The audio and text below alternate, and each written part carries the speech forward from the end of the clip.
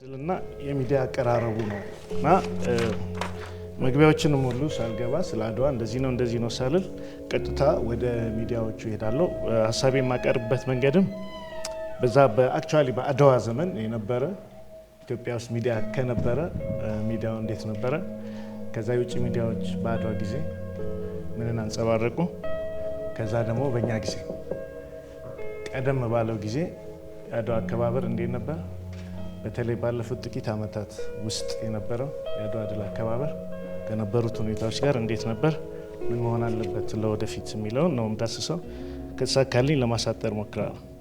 እንግዲህ በአድዋ ጊዜ በጦርነቱ ጊዜ ማለት ቅድመና ድህረ አድዋ ኢትዮጵያ ውስጥ እንግዲህ ዘመናዊ ሚዲያ ነበረ ለማለት አይቻልም እና የሚዲያ ነገር ደግሞ እጅግ አስፈላጊ እንደሆነ ከጦርነቱ በፊትም ለአዋጁና ሞቢላይዝ ለማድረግ እጅግ ወሳኝ ጉዳይ እንደነበረ እናውቃለን። ግን ያ የሰለጠነ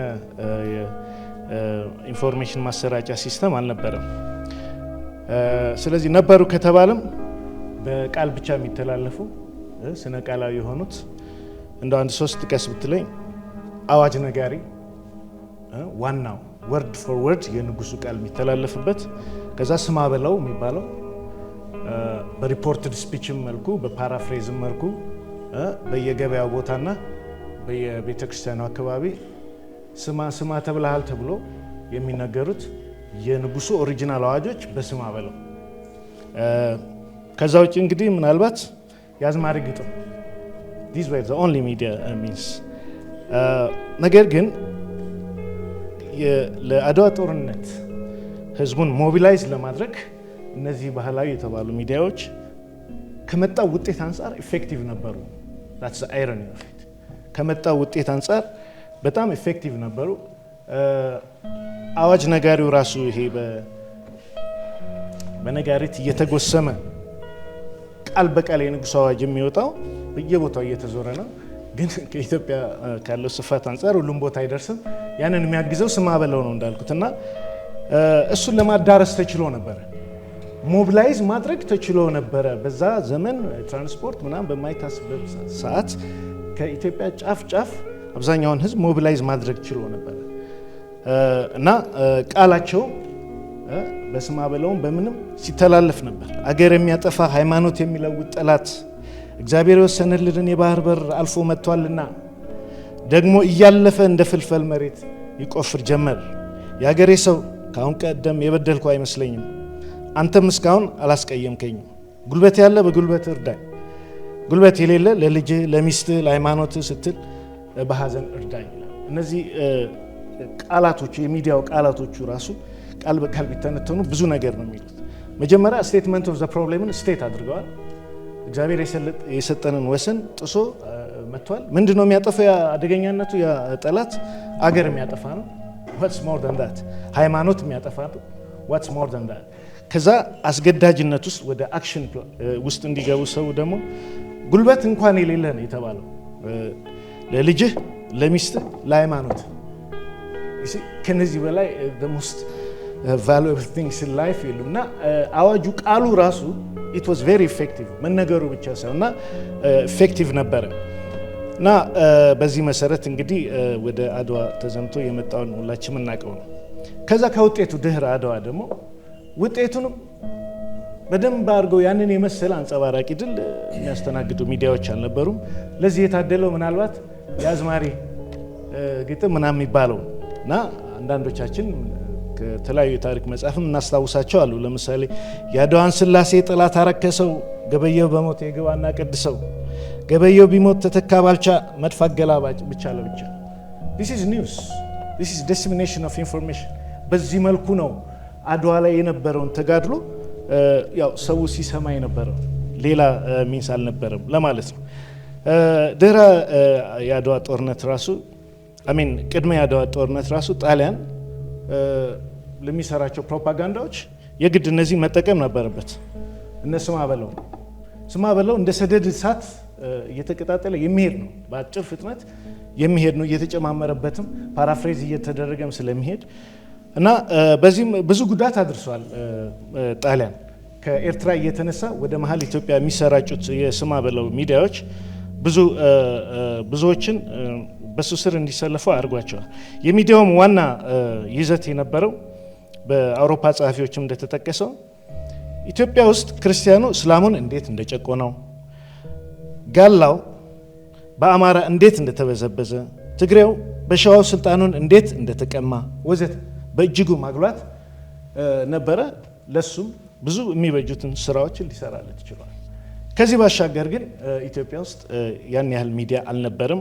ግን ያሉትም በጣም ኢፌክቲቭ ነበሩ ማለት እንችላለን ከመጣ ውጤት አንጻር። what I'm interested more is የኢንተርናሽናል ሚዲያዎች ወይም የውጭ ሚዲያዎች የአድዋን ድል ዘግበውታል። በጣም ብዙ ሂስቶሪያኖቻችንም ጠቅሰውልናል። በጣም ብዙ አሉ። እኔ ግን እንደ ሚዲያ ፕሬዘንተርነቴ ሁለት እጅግ የምታውቋቸውን ጋዜጦች በመጋቢት ወር በ1896 የታተሙትን እጠቅሳለሁ። ለዚህ ጽሁፌ የሚበጀኝ እኔ የወሰድኩትን ለምሳሌ የመጀመሪያው ታይምስ ነው። ታይምስ እና ኒውዮርክ ታይምስ መጽሔቶች፣ ህትመቶች በዛ ሰዓት መጋቢት 1896 ያወጡትን አጫጭር ሁለት ጥቅሶች ላንብብ። ታይምስ ምን ይላል? ለንደን ውስጥ የሚታተመው ጣሊያኖች በጀብደኝነትም ሆነ በጦር ስልት ከሌሎች አውሮፓውያን አያንሱም። ድሉ የመላ ጥቁር አፍሪካ ድል መሆኑ አይካድም። አፍሪካውያን አውሮፓውያንን ማሸነፋቸው አይቀርም የሚለውን ስሜት አነቃክተዋል። ሽንፈቱ የሁላችንና የሌሎችም ጭምር ሽንፈት ነው። ዛሬ ቅኝ ገዢ የሆነችውና ከዚያም ባሻገር የነገይቱ አውሮፓ ሽንፈት ነው የሚል ሰሌክት አድርጌ የወሰድኩትን ነው። ዘገባ ነው ይዞ የወጣው። you can see what it means። ምናልባት በኋላ ላይ ካስፈለገ ልጠቅሰው እችላለሁ። ኒውዮርክ ታይምስ፣ የኒውዮርክ ታይምስ ደግሞ ትንሽ ሾኪንግ ነው። ምናልባት ሰምታችሁትም ላታውቁ ትችላላችሁ እንደዚህ ተብሎ እንደተጻፈ። አሁንም ዘ ኒውዮርክ ታይምስ መጋቢት 1896 መጋቢት ማለት ያው በፈረንጅ አሁን መጋቢት ነው አይደል? ዛሬ kind of ያ መጀመሪያው መጋቢት ባጭሩ በአውሮፓን አቆጣጠር ነው።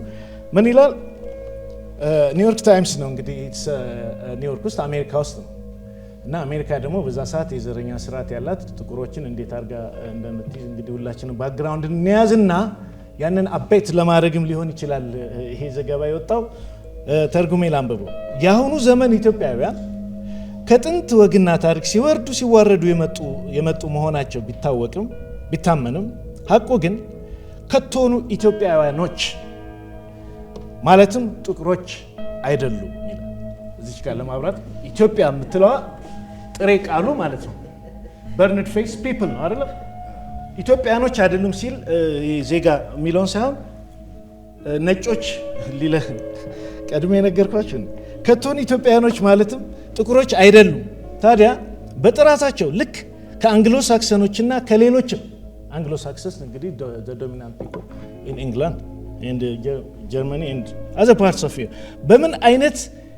በምንም አይነት ከሌሎችም በምንም አይነት የማይተናነሱ ጥርት ያሉ የነጭ ዘር ናቸው። ቋንቋቸውም ሆነ የአካላታቸው ቅርጽ የሰማያውያን ዘር አካል ያደርጋቸዋል። 3 ዶቶች አድርጌያለሁ። አሁን ግን በመላው የአፍሪካ ክፍለ ሀገር ውስጥ የጥቁር ዘር አካል ያልሆነ ይህ ህዝብ ብቻ ቢሆንም እያለ ይቀጥላል። እንግዲህ ይሄ የሚያሳየው የአድዋ ድል እንዴት አፌክት እንዳደረጋቸው ነው። ስለዚህ ለኛ ዛሬ ላይ ላለ ነው እንግዲህ ከዚህ ስንወጣ እንግዲህ የሚያጋጥመን ስለ አድዋ በዓል ሚዲያ ነው የሚያጋጥመን። how do they present it? that's all that matters። አሁን እዚህ ጋር አሁን እነሱም እንዴት እንዳቀረቡት እናንተም ሾክ እንዳደረግ ከስንት ዓመት በፊት ጻፈውን ልታዩ ትችላላችሁ። ሚዲያ ሊገነባ ሊያፈርስም እንደሚችል በዚህ የምናይበት ነው። ናው ከዚህ አንጻር እኔ አድዋን ለኢትዮጵያን እንደ ልዩ እጅግ የከበረ ልዩ ጌጥ አድርገን ብንወስደው ወይም እንደዛ ተደርጎ መታየት አለበት። አብዛኞቻችንም እንደዛ ነው የምናየው። ልዩ ጌጥ ደግሞ ያው የዘውትር ምናምን ነገር አይደለም። ያ why am I saying this is ስንት ሀገሮች ውስጥ ነው እንደዚህ አይነት በዓል ሊከበር የሚችለው?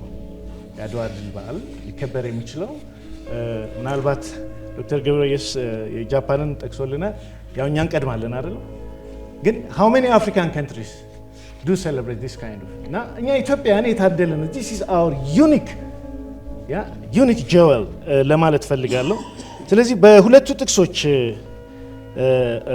ስናየው የአድዋ ድል የአፍሪካውያን ድል ታይምሱ የአፍሪካውያን ድል ይላል። የአፍሪካውያን ድል ነው እንደገና የሁላችንም ሽንፈት ነው ምናምን ይላል እና የአድዋ ድል የአፍሪካ ድል ተደርጎ እንደታየው ሁሉ የአውሮፓ ሽንፈትም ተደርጎ በራሳቸው ሚዲያ ታይቶ እንደነበር ከዚህ ማየት እንችላለን እና ስለ ኢትዮጵያኒዝም መጥቀስ አልፈልግም ምክንያቱም ዶክተር ገብረ ኢየሱስ ከዛ በኋላም ያሉት አቅራቢዎቻችን ተቃቅሰውታል ያመጣውን ኢፌክት ማለት ነው በየሚዲያው በተለይ ካሪቢያን ላይ በነበሩት የጥቁር ዘር ህዝቦች በሚዲያ እንዴት ፕሮፓጌት እንዳደረጉት ከዛም በኋላ ምን መጣ ስንል ሃይማኖታዊ የሆነ እንቅስቃሴ ነበር በአድዋ ድል ተከትሎ የመጣ ኢትዮጵያኒዝም እዚህ ጋር እኛ በምንለው ሴንስ ሳይሆን ጥቁር መሆን በሚለው እንያዘው ያ ቢኮዝ ኢትዮጵያ ሚንስ በርንድ ፌስ ፒፕል በሚለው ማለት ነው በዛኛውም ሊተረጎም ይችላል ሰምና ወርቅ ሊሆንልን ይችላል እሱ ችግር የለውም ግን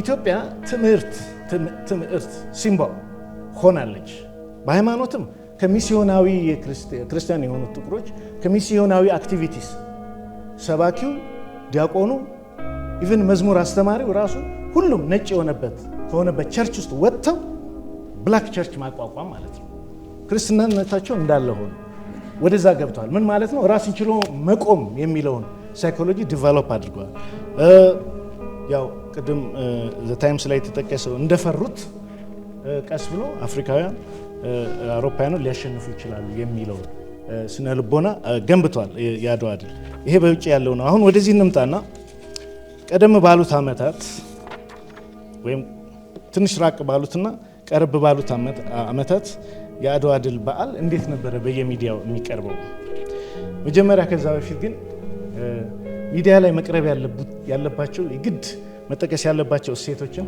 አንድ አራት ልጥቀስ ኤኒ ሚዲያ ኢትዮጵያ ውስጥ ማቅረብ ሲኖርበት እንዴት አድርጎ ነው ማቅረብ ያለበት እነዚህን አራት ነገሮች ቢያንስ ሌሎችም ሊኖሩ ይችላሉ ከሰዓት እጥረት ልጥቀስ የመጀመሪያው ከአድዋ የመጣነው እሴት ምንድነው የሀገር ፍቅር ስሜት የመጠቀ የሀገር ፍቅር ስሜት ያለው ጥቁር ህዝብ በዛ ሰዓት አልነበረም ፈረንጆቹም ከጥቁር ህዝብ አይጠብቁም ሶሊዳሪቲ ፈጥሮ በአንድ የሀገር ፍቅር ስሜት ተነርቶ በቁርጠኝነት ቆሞ ከጎጥና ከጎሳ ጭቅጭቅ ምናምን ወጥቶ እንግዲህ ዶንት ፎርጌት እነሱ ከአውሮፓ ድረስ መጥተው ነው ለሀገራቸው ኮሎኒ ሊያስፋፉ ነው የመጡት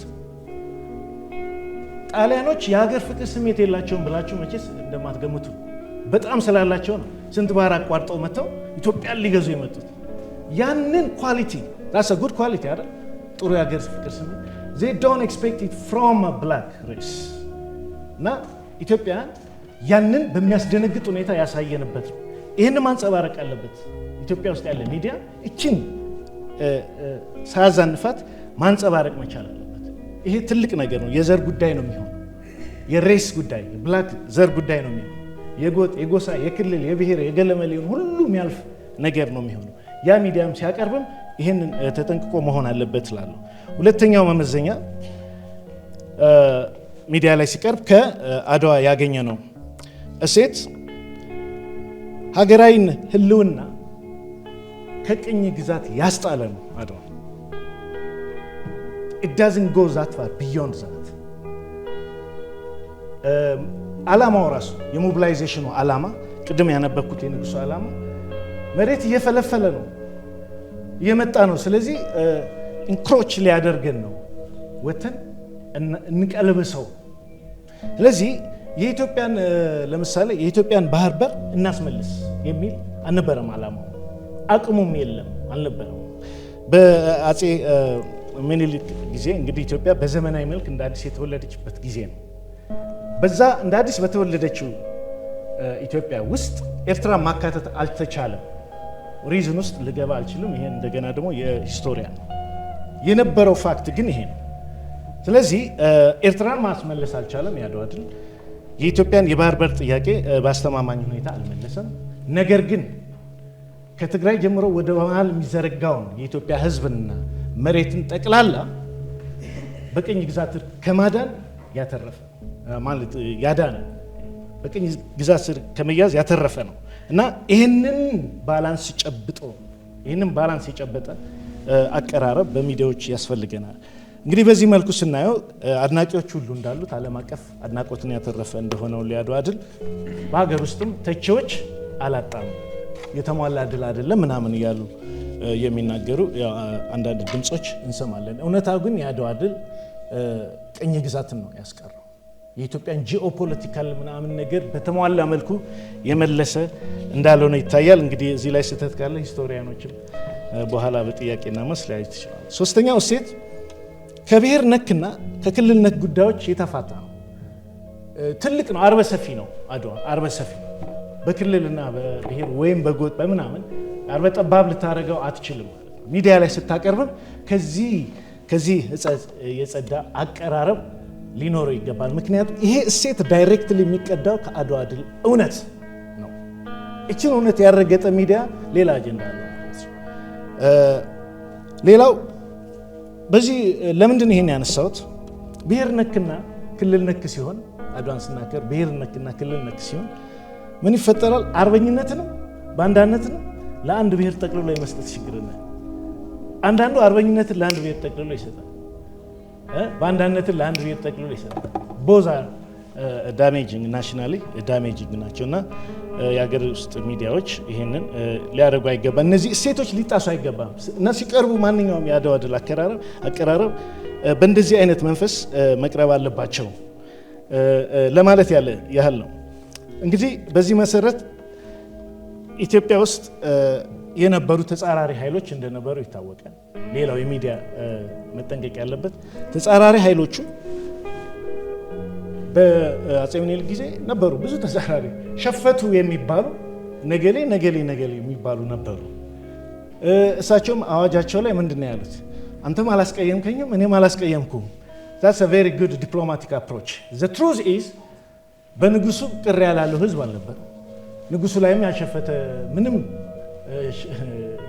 አማጺ አልነበረም ማለት አንችልም።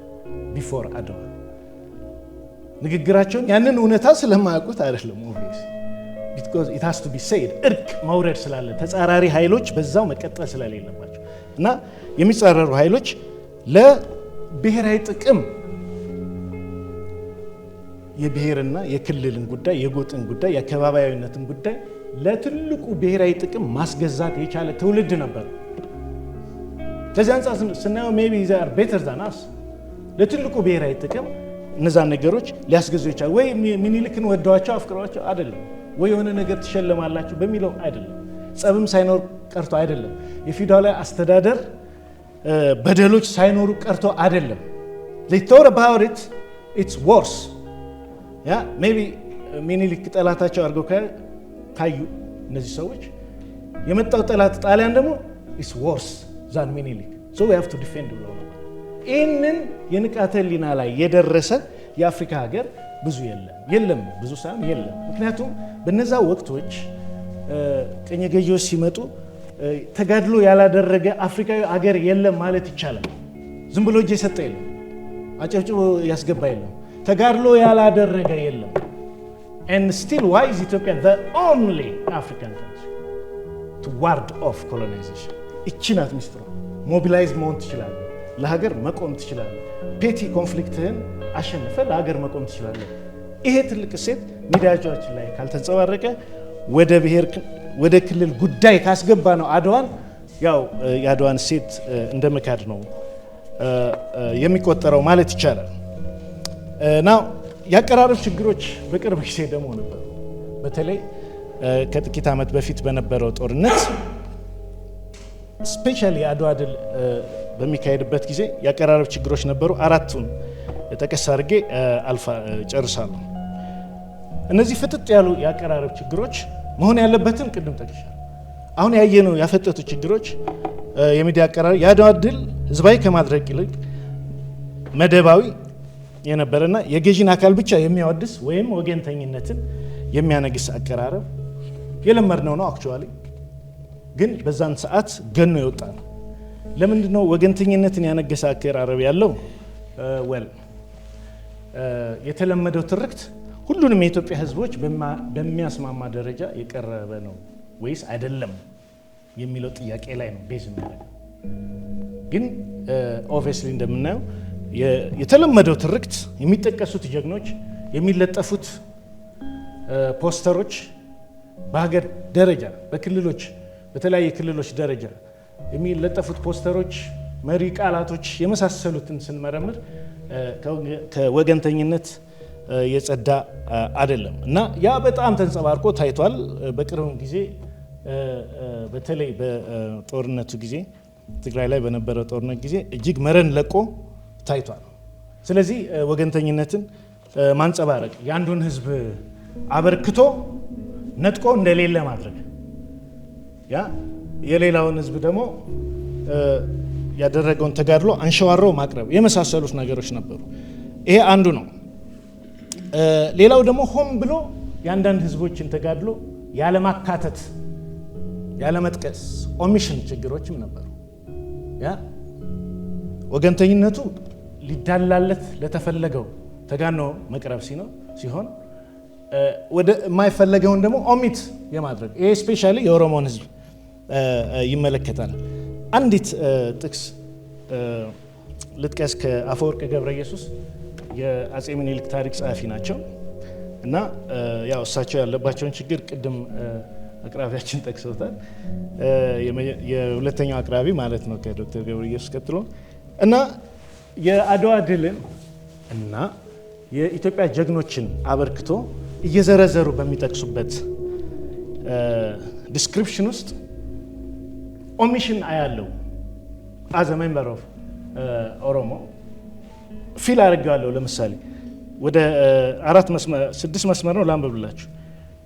አሁን ምንድን ነው የሚጠቅሱት? ሂስትሪ መጽሐፋቸው ውስጥ የኢትዮጵያ ጀግኖችን ከተለያየ ቦታ የመጡት ጀግኖችን አስተዋጽኦ ነው። የሸዋ ፈረሰኛ፣ የጎጃም እግረኛ፣ የትግሬው ነፍጠኛ፣ የአማራው ስልተኛ፣ ከእንዝርት የቀለለ የእጁዬ፣ ተነብር የፈጠነ በጌ ምድሬ፣ ተቋንጣ የደረቀ ትግሬ፣ ካሞራ የረበበ ደቡቤ፣ ከንብ የባሰ ጎጃሜ እያባረረ በየጎዳናው ዘለሰው ይላል ጣሊያንን። አሁን ኦሮሞ የት አለ እዚህ ጋር የሚለው ጥያቄ መጣብኝ ማለት ነው። ኦር ሌሎች ኦሮሞዎች እንደዛ ቢሉ ኦሚሽን ታያለ ማለት ምክንያቱም ሲግኒፊካንት እንግዲህ ሁሉንም መዘርዘር ባይቻልም ሲግኒፊካንት የሆኑትን ኮንትሪቢዩተሮች መጥቀስ ሲገባ አለመጥቀስ ሌሎቹን ጠቅሰ እነዚህ አለመጥቀሱ ጥያቄ እና ኦሚሽን አዲስ ነገር አይደለም። ኦሚሽን አለ በአድዋ ድል አከባበር ላይ የሆኑ ህዝቦች የማይመለከታቸው ተደርጎ የሚቀርበው አለ። ሌላው ደግሞ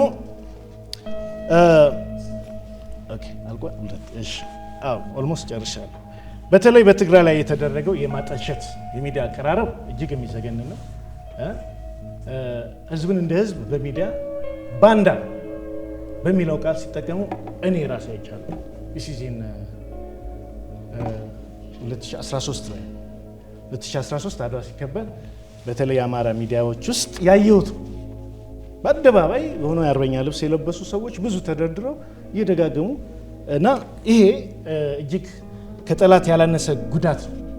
ኢትዮጵያ ከገጠማት ጠላት ያላነሰ ጉዳት ነው የሚፈጥረው የብሔራዊ አንድነት ላይ። እኔ በጣም ሰግቼ ነው ያንን ያየሁት እና የኢትዮጵያ መንግስት የሆነ ደግሞ የጦርነቱ ሜዳ የሆነችውን አድዋን በእግሩ ያረገጠ የኢትዮጵያ መንግስት የአድዋን ድል ለማክበር ይከብደዋል እንኳን ሊያጥላላ ቀርቶ።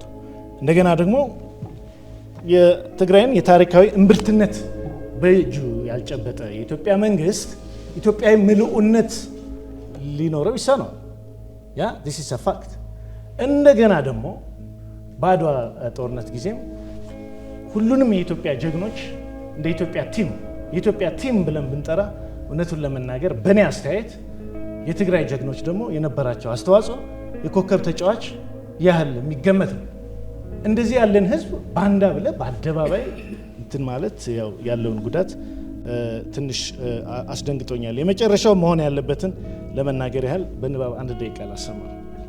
130ኛውን የአድዋ ድል በዓል በምናከብርበት በዚህ ወቅት እንደ ቀድሞ ሁሉ የሀገር ውስጥ ተጻራሪ ኃይሎች እንዳሉ የታወቀ ነው።